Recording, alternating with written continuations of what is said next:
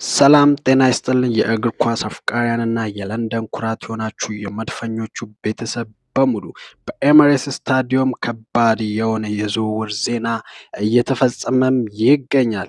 ይህ የዝውውር ዜና የመጣው ከምንድን ነው የሚለውን በዝርዝር ነው ያለን። የአርሰናል የኋላ መስመር የብረት አጥር የክለቡ መከላከያ እምብርት የሆነው ፈረንሳዊው አለኝታ ዊሊያም ሳሊባ በደረሰበት አስከፊ የጀርባ ጉዳት ሳቢያ ከ4 እስከ 5 ወራት ከሜዳ እንደሚርቅም ተረጋግጧል። ይህ ለዋንጫው ታላቅ ጉዞ እያደረገ ለሚገኘው አርሰናል ሊቋቋሙት የማይችሉት ከባድ መቅሰፍት ነው። የሳሊባ በረጅም ጊዜ መጎዳት መላውን የለንደን ስብስብ በድንገት ወደ ከባድ ቀውስ ውስጥም ከቶታል። ነገር ግን አሰልጣኙ ሚካኤል አርቴታ ጊዜ ማጥፋት አልፈለገም። ይህንን ድንገተኛ ክፍተት በአስቸኳይ ለመሙላት በፕሪሚየር ሊጉ የበሰለ ልምድ ያለውና የማይናወጥ ተከላካይ ፍለጋ ወደ ገበያው ወጥቷል። አርቴታ የሳሊባን ታላቅ ቦታ እንዲረከብ የመረጠው እንግሊዛዊው የአስቶን ቪላ ምሽግ ኤዝሪ ኮንሳን ነው።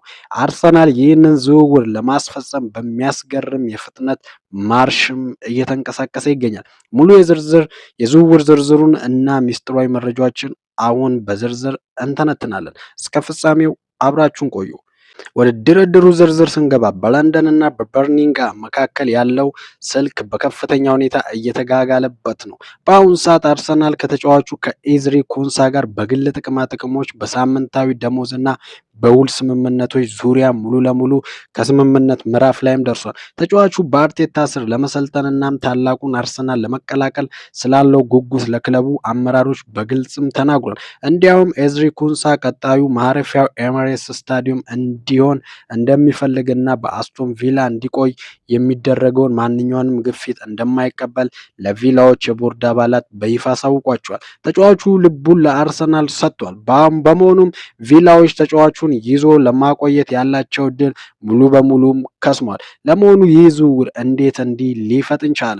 አስቶን ቪላዎች መጀመሪያ አካባቢ ከ60 ሚሊዮን ዩሮ በታች ኮንሳን አንሸጥም በማለት ግትር አቋም ይዘው የነበረ ቢሆንም አርሰናል ግን ረጅም ድርድር ውስጥ ገብቶ ጊዜ ማጥፋትም አልፈለገም። የሳሊባ ጉዳት የፈጠረው ክፍተት አርሰናል ለአስቸኳይ ውሳኔ አስገድዶታል። በመሆኑ መድፈኞቹ በኮንሳ ውል ላይ የሚገኘውንና አስቶን ቪላ አቅም የሚያሳጣውን የ40 ሚሊዮን ዩሮ የውል ማፍረሻ ሙሉ በሙሉ ለመክፈል ወስኗል። ይህ ማለት አርሰናል ገንዘቡን ጠረጴዛ ላይ ሲያስቀምጥ አስቶን ቪላዎች ዝውውሩን በሕግ የመቃወምም ሆነ ዋጋ የመጨመር መብት አይኖራቸውም ማለት ነው። አርሰናል 40 ሚሊዮን ዩሮ በመክፈል ተጫዋቹን በቀጥታ የራሱ ለማድረግ የገንዘብ ትዕዛዙን አዘጋጅቷል። አሁን ዝውውሩን ምን ደረጃ ላይ ነው ያለው? ቀጣዩስ ትልቅ እርምጃ ምንድን ነው? ነገሮች የመጨረሻው ማጠቃለያ ላይ ደርሷል። በቀጣዮቹ ጥቂት ቀናት ውስጥ ኤዝሪ ኮንሳ ወደ ለንደን በመጓዝ በአርሰናል የሕክምና ባለሙያዎች እጅግ ጥብቅና ዝርዝር የሆነ የሕክምና ምርመራ ያደርጋል። ይህ ምርመራ ለአርሰናል እጅግ ወሳኝ ነው፣ ምክንያቱም ክለቡ ሌላ የጉዳት ታሪክ ያለው ተጫዋች እንዳይረከብ ከፍተኛ ጥንቃቄም ያደርጋል። ኮንሳ ይህንን የሕክምና ምርመራ በአግባቡና በስኬት ካጠናቀቀና ካለፈ በኋላ አርሰናል ቀሪ ፎርማሊቲዎቹን በሙሉ በመፈጸም ፍርሚያውን በይፋ ያኖራል።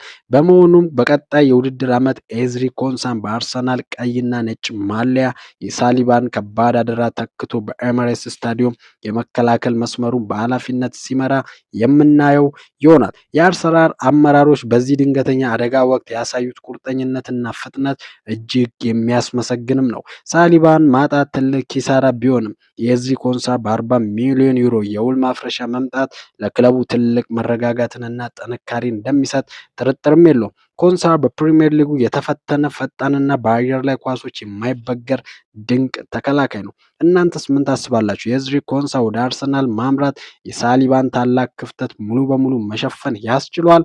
አርሰናል 40 ሚሊዮን ዩሮ የውል ማፍረሻ መክፈል ውስጥ ትክክለኛ ውሳኔ ነው? የእናንተን ውድ ሀሳብ አሁኑኑ ከታች በኮሜንት መስጫው ላይ ያስፍሩልን፣ እንወያይበታለን። ይህም ቪዲዮ ከወደዳችሁት ላይክ ማድረጋችሁን እንዳትረሱ። እንደዚህ ያሉ ሰፋ ያሉ አዳዲስና እውነተኛ ስፖርታዊ መረጃዎች ሁልጊዜ በፍጥነት እንዲደርሷችሁ ደግሞ ቻናላችንን አሁኑኑ ሰብስክራይብ ያድርጉ።